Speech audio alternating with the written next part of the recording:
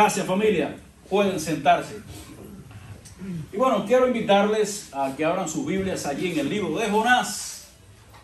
Libro de Jonás, capítulo 1, donde tuvimos la lectura devocional, pero no se preocupe que no lo vamos a leer completo. Vamos a mantenerlo abierto allí, porque ahí vamos a encontrar el pasaje que nos ocupa.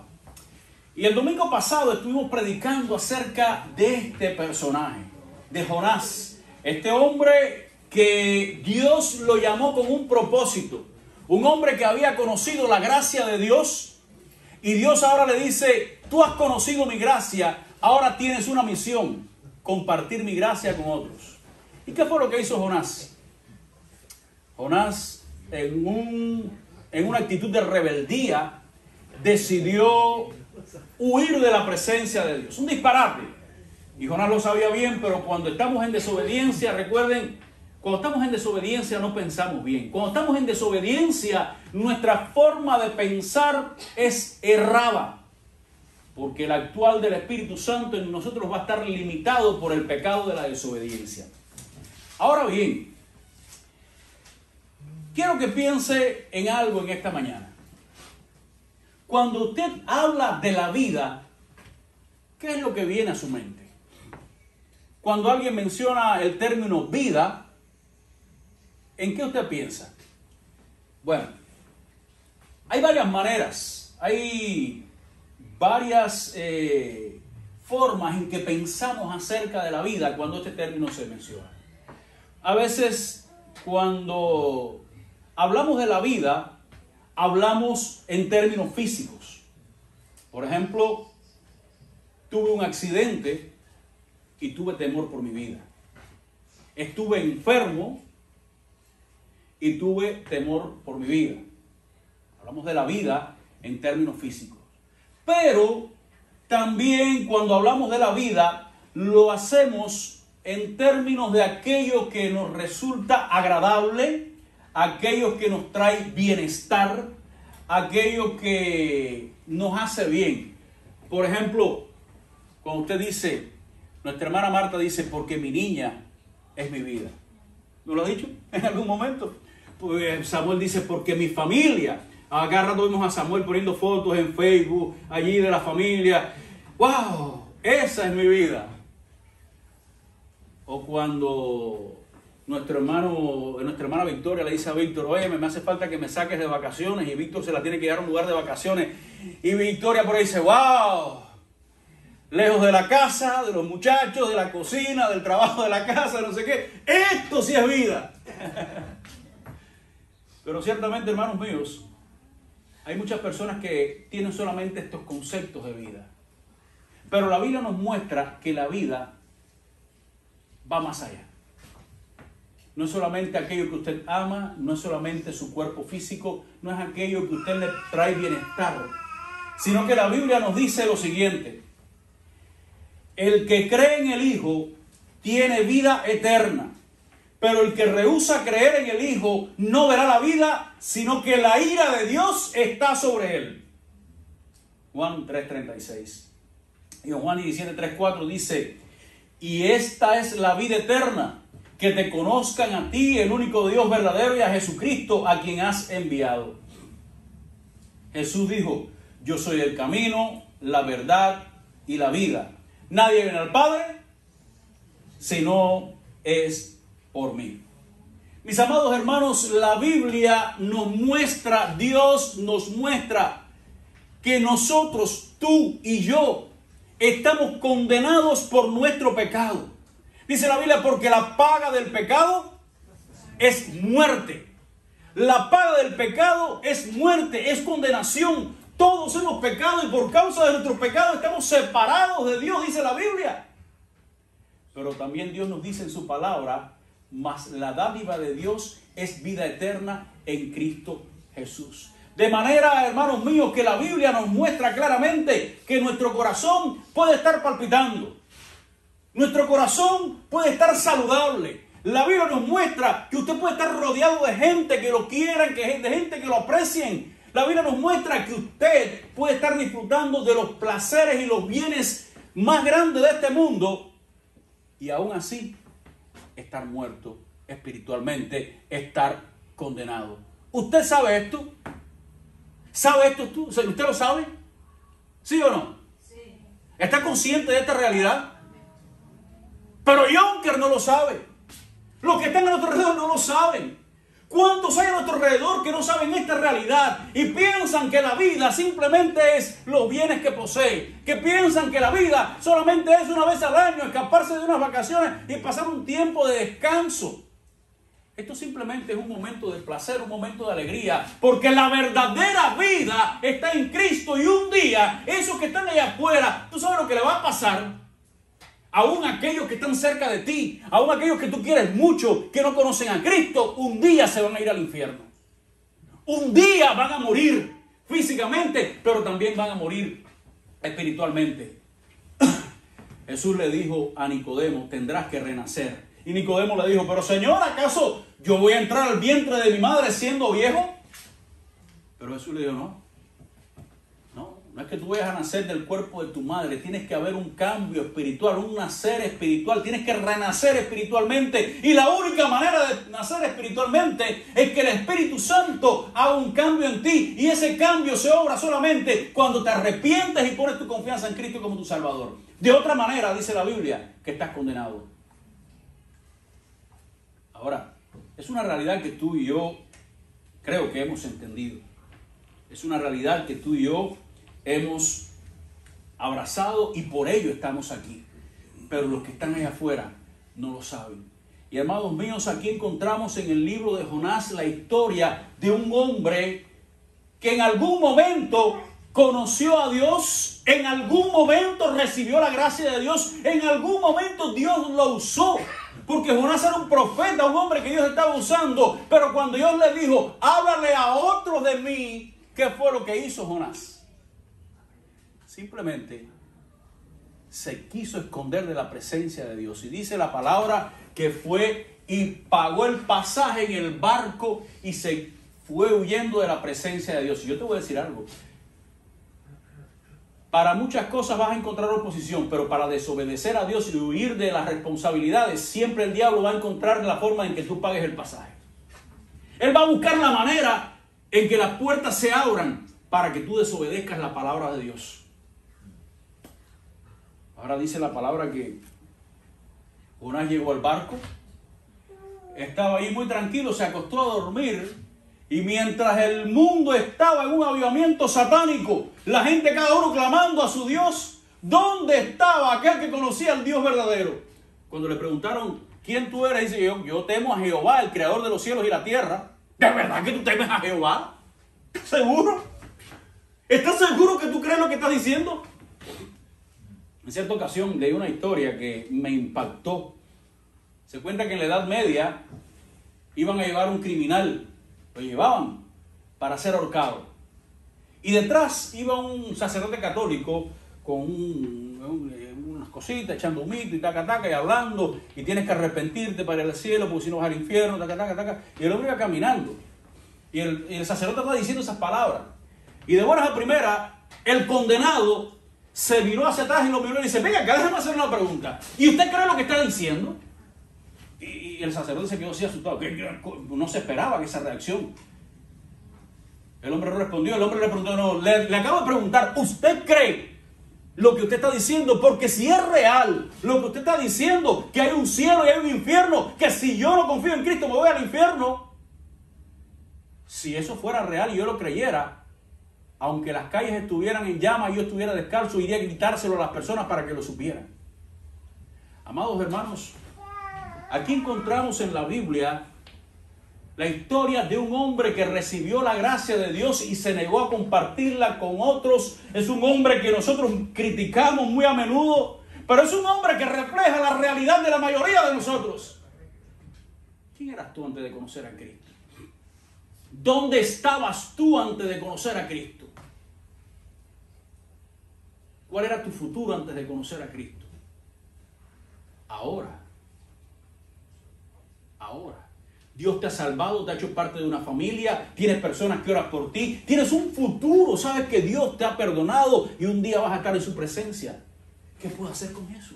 ¿Qué vas a hacer con eso? Ahora, Dice la palabra que Jonás, que era un líder, un hombre llamado por Dios, un profeta, ¿qué fue lo que hizo? Simplemente huyó de la presencia de Dios. Actuó en desobediencia. La desobediencia es pecado. Y yo te voy a decir una cosa. Tarde o temprano tu pecado te va a alcanzar. No se te olvide. Tú puedes engañarte a ti mismo. Tú puedes engañar a otros. Pero a Dios tú no lo vas a engañar. Y la única manera, fíjate, la única manera en que un pecado puede ser perdonado es que nos arrepintamos de él. Déjame hacerte una pregunta. ¿Cuánto tiempo tiene que pasar para que un pecado pierda su efecto? ¿Cuánto tiempo tiene que pasar para que un pecado pierda su efecto? ¿Una semana? ¿15 días? 6 meses, 1 año, 10 años, 20 años. Pase lo que pase, la única manera, no importa el tiempo que pase, la única manera para que el pecado pierda su efecto en nosotros es confesándolo y arrepintiéndolo delante de Dios. Porque aun cuando pase 10 años, 20 años y tú no te acuerdes, Dios sí lo sabe. Tú sabes que tenemos un gran problema. Y es que pensamos que por el hecho de que no nos acordemos de algo, ya eso no existió. A veces pensamos que porque no nos acordamos de nuestro pecado, ya Dios lo perdonó. No, mi hermano, de ninguna manera. Y en algún momento tu pecado te va a alcanzar. Pero no solamente esto, sino que todo pecado tiene su consecuencia. Y Jonás tuvo que sufrir las consecuencias del pecado. Dice la palabra que Dios levantó una gran tormenta. Dios disciplinó a Jonás. ¿Por qué? Porque Dios al que ama disciplina. Dice la palabra en el del Señor: no menosprecies, hijo mío, el castigo de Jehová, ni te fatigues de su corrección, porque Jehová al que ama castiga, como al padre al hijo a quien quiere. Dios obró y actuó su disciplina en la vida de Jonás. Pero el pecado de Jonás, quiero decirte algo más. No solamente lo alcanzó, sino que el efecto del pecado de Jonás afectó a otros. Quiero decirte una realidad. Tan pronto decidimos pecar, perdemos el derecho de determinar las consecuencias. Cuando tú andas en obediencia a Dios, tú puedes pensar en cuál va a ser la consecuencia de tu obediencia. Pero cuando andas en desobediencia, tú no puedes pronosticar las consecuencias. Ya tú pierdes la posibilidad, pierdes el derecho de determinar esas consecuencias. Y cuando tú andas en desobediencia, otros son afectados. Y dice la palabra que porque Jonás no quiso actuar en obediencia a Dios, ¿qué fue lo que pasó? ¿Quién estaba pagando también el precio? Los marineros que iban en el barco. Y fíjate, mira qué tremendo. Los marineros diciéndole a Jonás: levántate y ora. Mano, ¿no es esto curioso? Que los impíos le están diciendo a Jonás: levántate y ora. ¿Y qué hizo Jonás? No quiso orar. Jonás no quiso orar. No quiso pedirle a Dios. No quiso buscar a Dios. No quiso clamar a Dios. Y los impíos diciéndole: levántate y clama a tu Dios, a lo mejor tendrá misericordia de nosotros. ¿Y qué decía Jonás? No. Calladito.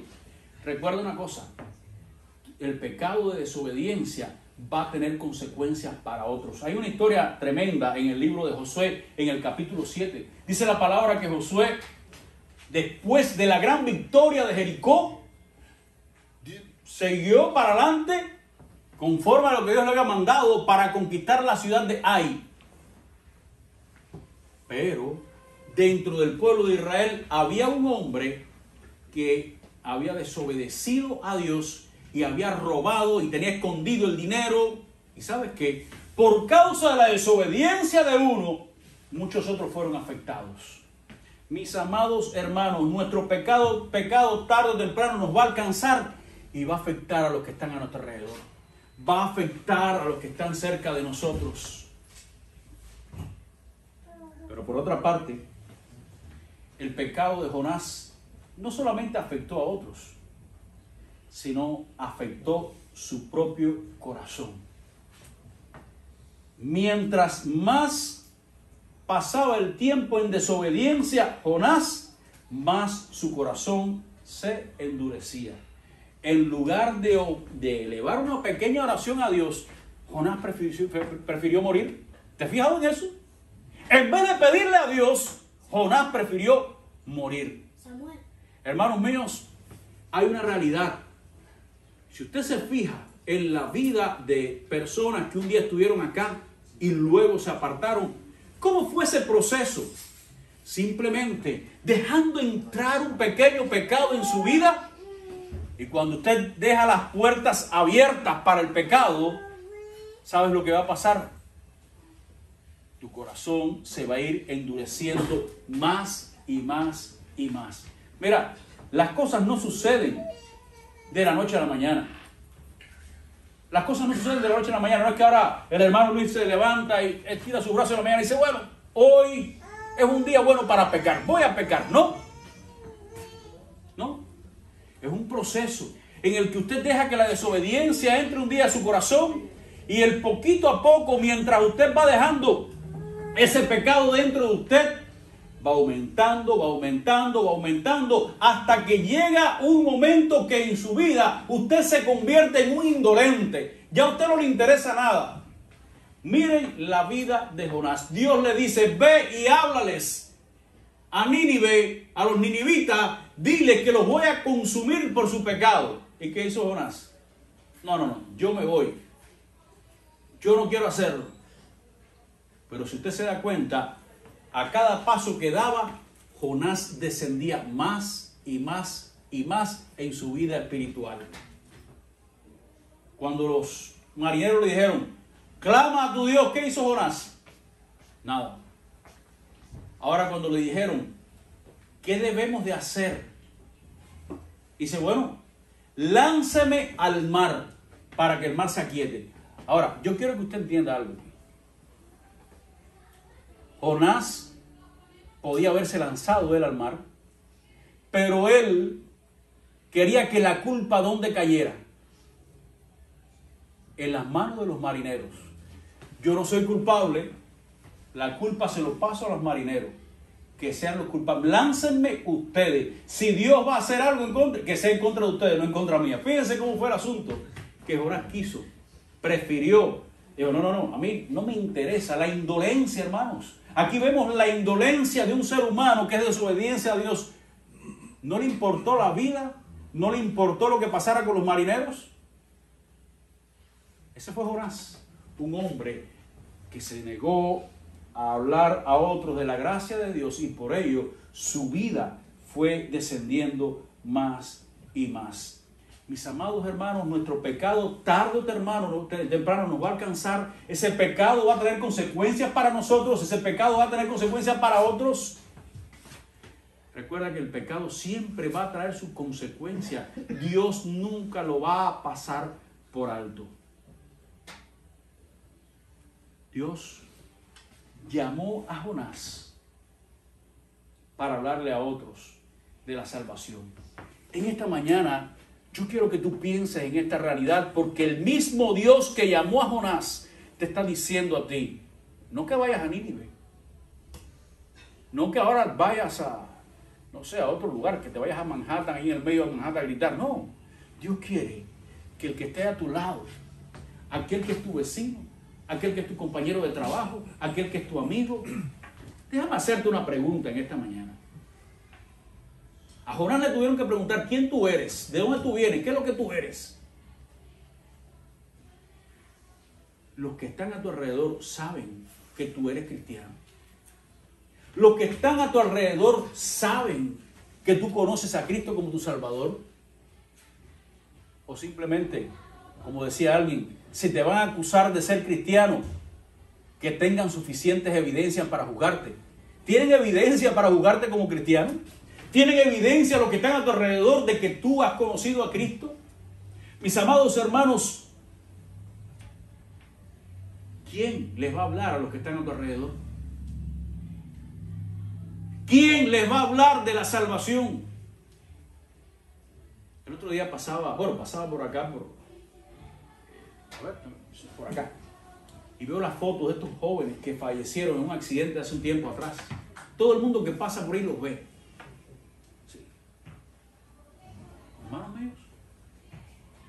no hay que ser un anciano para morir. Cualquiera puede partir de este mundo en un abrir y cerrar de ojos. Yo pasaba por ahí y me decían, wow, pero si eran niños. Pero niños que si no tenían a Cristo, el hecho de su juventud, eso no los salvó. Niños que por el hecho de ser jóvenes no tienen privilegio en el reino de los cielos. El único que tiene privilegio en el reino de los cielos es aquel que se ha arrepentido y ha puesto su confianza en Cristo como Salvador. Y eso es un mensaje que tenemos que dárselo tú y yo. Así que mi amado hermano y hermana que estás aquí en esta mañana, yo quiero que tú pienses en esta realidad. Yo quiero que no sea simplemente un domingo más en el que viniste, dijiste, bueno, qué bueno, ya se habló, compartimos, tomamos café, no. Yo quiero que al salir de aquí, tú salgas con la idea y el compromiso de que hay otros que necesitan escuchar de la salvación. Y si tú y yo no le hablamos, ¿quién lo va a hacer? Porque la comisión, dice la palabra, nos ha sido dada. Quiero invitarte en esta mañana, que yo sé que la mayoría de los que estamos aquí hemos sufrido el síndrome de Jonás. Me incluyo yo. Quiero invitarte en esta mañana que tú cierres tus ojos conmigo y vamos a orar. Pienses en esta realidad. Pienses en esta verdad. Y le digas, Señor, yo te pido perdón y te ruego que tú me dejes la sabiduría y la fortaleza para que mis labios se abran para hablarles a otros de ti. Yo no quiero ser como Jonás. Yo no quiero ser como ese profeta rebelde que se negó a abrir sus labios para hablarle a otros de Cristo. Señor del cielo, venimos a ti en esta mañana, presentando nuestras vidas y rogándote perdón si te hemos fallado. Rogándote, Padre del cielo, que tú nos perdones cuando hemos callado nuestros labios en vez de proclamar tus verdades.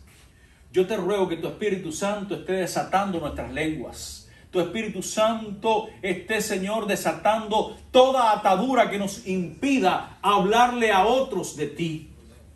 Señor, que empezando por nuestra familia, empezando por nuestros amigos, empezándolo por los que tenemos alrededor, podamos predicar y proclamar tu grandeza.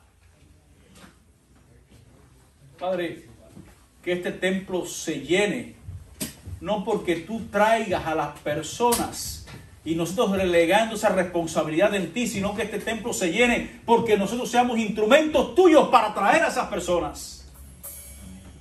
Como decía Isaías, heme aquí, Señor, envíame a mí. Permite que este sea el espíritu que esté en nuestro corazón, un espíritu de obediencia al mandato de compartir con otros de tu palabra. Gracias por todo, Padre. Gracias. A ti sea la gloria y la alabanza. En el nombre de Jesús. Amén. Y amén. Gloria a Dios.